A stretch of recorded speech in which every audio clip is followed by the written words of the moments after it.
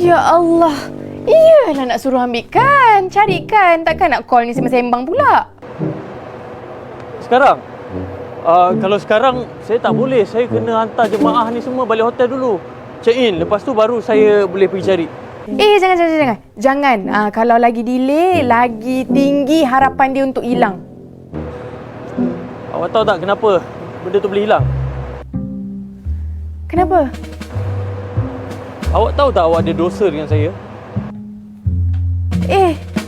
Saya buat dosa dengan awak. Awak tu yang banyak buat dosa dengan saya. 24 jam menyakitkan hati saya je kerja awak. Awak rekod saya tidur, lepas tu viralkan. Habis, saya kena marah dengan bos saya, tahu tak? Alamak.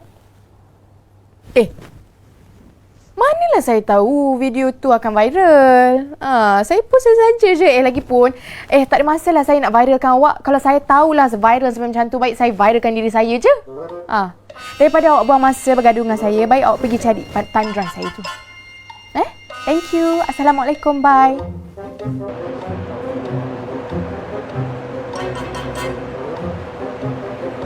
Kau tak ada depan muka aku pun. Asyik nak cari gaduh je. Takkan tak cerita apa-apa pun.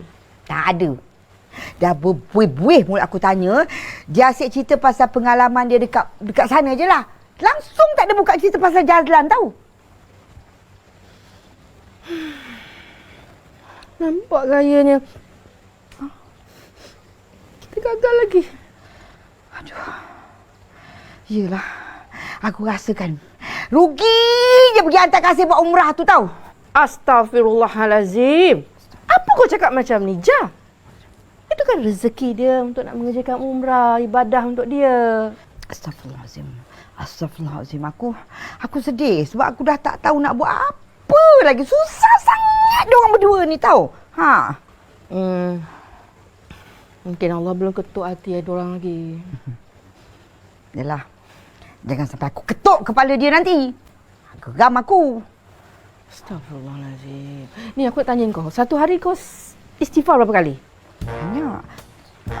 Aku kan tak kira. Tak, aku okeylah. 1000 lah. Cuba kau tambah lagi istighfar. Kita tambah lagi istighfar sebab doa kita tak kabul-kabul lagi ni.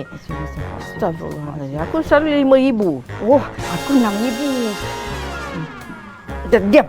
Kau nak fikir. Dan 6,000. Aku dah 6000 lebih dah.